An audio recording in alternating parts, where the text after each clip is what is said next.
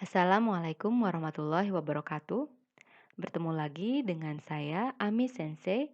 Kita akan belajar tentang Gakko no Seikatsu. Gakko no Seikatsu ini adalah kehidupan di sekolah. Jadi, kali ini kita akan belajar tentang berbagai hal yang berhubungan dengan sekolah. Hal-hal yang berhubungan dengan sekolah itu banyak. Jadi, kita akan membaginya ke dalam beberapa bagian. Dan kali ini kita akan belajar bagian 1.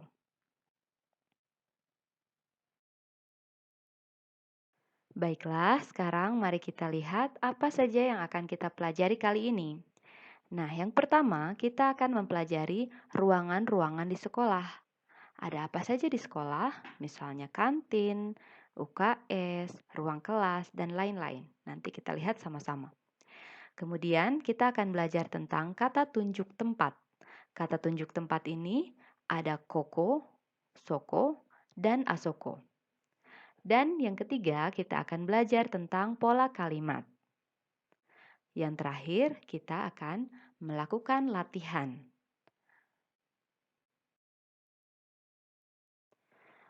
Oke, sekarang kita mulai dengan bagian pertama. Kita akan membahas tentang ruangan-ruangan yang ada di sekolah. Kita lihat gambar pertama. Ada ruangan apa ya? Ruangan ini disebut dengan kyoshitsu. Kyoshitsu ini artinya ruang kelas. Kemudian kita lanjut ke gambar kedua, toshoshitsu, perpustakaan. Gambar selanjutnya, kote, lapangan. Oke, kita ulang pengucapannya. Kyoshitsu, ruang kelas. Toshoshitsu, perpustakaan. Kote, lapangan. Oke, kita lanjut ke gambar selanjutnya. Di sini ada ruangan yang disebut dengan roka. Roka ini adalah koridor atau lorong. Jadi yang biasanya ada di antara kelas-kelas itu ya, koridor atau lorong, roka. Kemudian kochoshitsu, ruang kepala sekolah. Dan kemudian gambar yang selanjutnya adalah kantin. Jadi tetap bahasa Jepangnya kantin. Kita ulang, roka, koridor atau lorong, kochoshitsu, ruang kepala sekolah, kantin, kantin. Selanjutnya, hokenshitsu. Hokenshitsu, UKS atau ruang kesehatan. Shokuinshitsu. Shokuinshitsu, ruang guru. Toire. Toire, toilet. Kita ulang pengucapannya.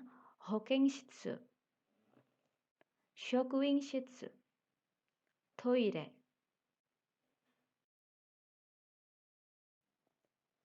Jimushitsu, ruang tata usaha atau kantor. Jimushitsu. Kemudian yang terakhir adalah eru-eru kyoshitsu. Ditulisnya dengan huruf L, L. Nah, dibacanya eru-eru. Eru-eru kyoshitsu. Artinya laboratorium bahasa.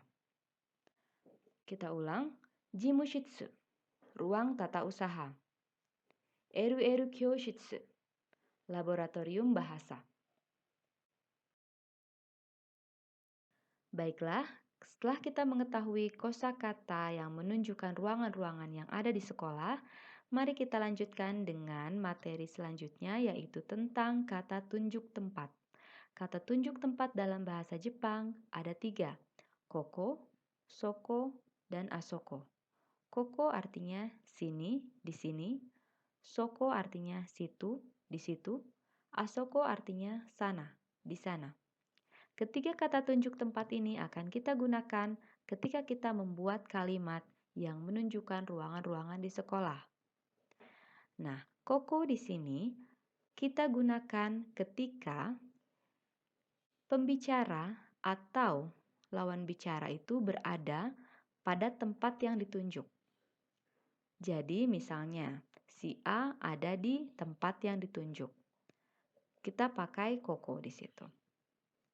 Atau juga keduanya, pembicara dan lawan bicara ada di tempat yang sama di situ. Di sini, koko. Kemudian yang kedua, soko. Soko ini menunjukkan dua hal. Yang pertama, tempat di mana lawan bicara berada. Yang kedua, kita gunakan jika pembicara dan lawan bicara berada di suatu tempat yang sama, kemudian pembicara menunjuk tempat yang tidak terlalu jauh dari keduanya.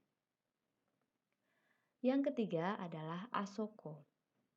Asoko kita gunakan jika pembicara dan lawan bicara berada jauh dari tempat yang ditunjuk. Jadi kalau soko itu tidak terlalu jauh dari tempat pembicara atau lawan bicara berada, asoko ini adalah ketika tempatnya itu jauh dari pembicara dan atau lawan bicara.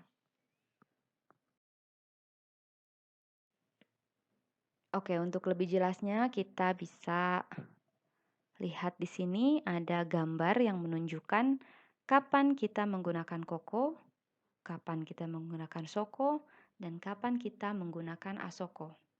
Kita lihat dengan seksama ya di sini gambar yang menunjukkan koko. Di situ perempuan berada di tempat itu yang ada di lingkaran merah.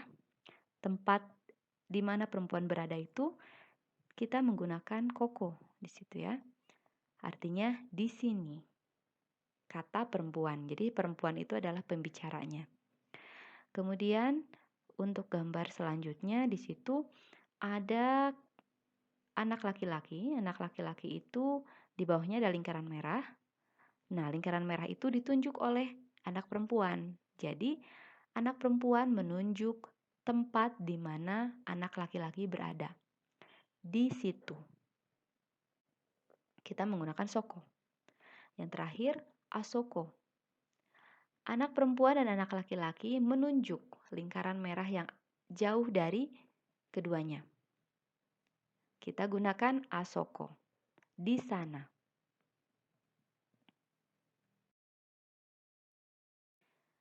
Nah, ini untuk lebih jelasnya lagi bisa kita lihat lingkaran-lingkaran ini. Ada yang paling dalam itu menunjukkan kata tunjuk koko. Jadi tempat di mana pembicara dan atau lawan bicara berada. Lingkaran paling dalam ya, di sini. Kemudian ada lingkaran biru di situ menunjukkan tempatnya itu dekat dengan lawan bicara. Jadi tidak terlalu jauh dari pembicara ataupun lawan bicara. Soko di situ. Dan lingkaran terluar menunjukkan kata tunjuk asoko. Jauh dari pembicara dan juga lawan bicara. Di sana, asoko. Kemudian kita akan lanjut ke pola kalimat. Karena sebelumnya kita sudah mengetahui macam-macam nama ruangan di sekolah, kemudian juga kita mempelajari kata tunjuk tempat, maka sekarang kita bisa menerapkannya ke dalam pola kalimat. Nah, kita lihat polanya di sini. Lihat yang pertama ada tulisan berwarna biru, itu KB, kata benda.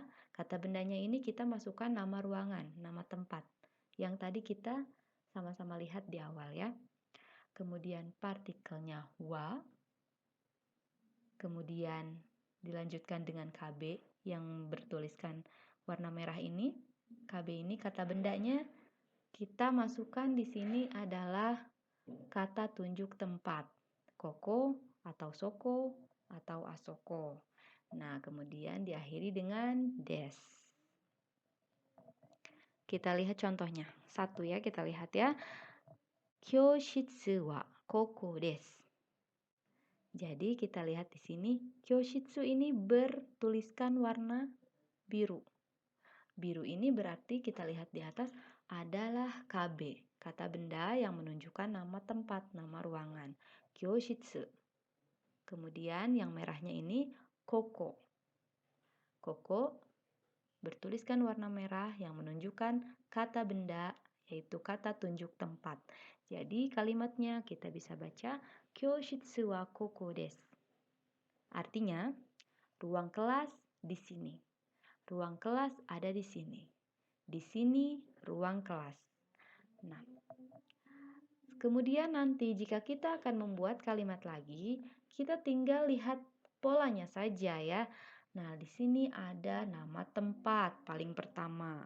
Nama tempatnya apa? Masukkan ke situ. Kemudian wa, kemudian kalian pilih koko, soko, atau asoko. Kemudian akhiri dengan des.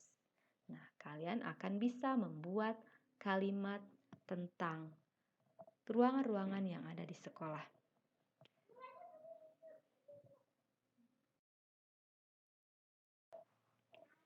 Setelah kita mengetahui bagaimana caranya membuat kalimat tentang ruangan-ruangan yang ada di sekolah, kita akan bisa melakukan latihan. Nah, di sini Ibu menyediakan 3 soal yang menunjukkan gambar-gambar. Nah, di sini satu soal itu ada 2 gambar. Jadi, gambar pertama menunjukkan ruangan apa, gambar kedua menunjukkan kata tunjuk apa yang harus kita masukkan ke dalam kalimat tersebut.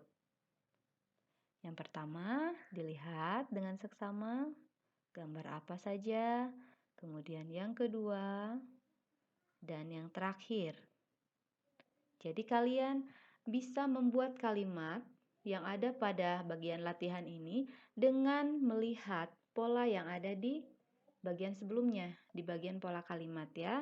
Sudah dijelaskan tadi bahwa kalian bisa memasukkan nama tempat atau nama ruangannya, kemudian memasukkan kata tunjuk apa sesuai dengan gambar yang ada di soal latihan ini. Selamat mengerjakan.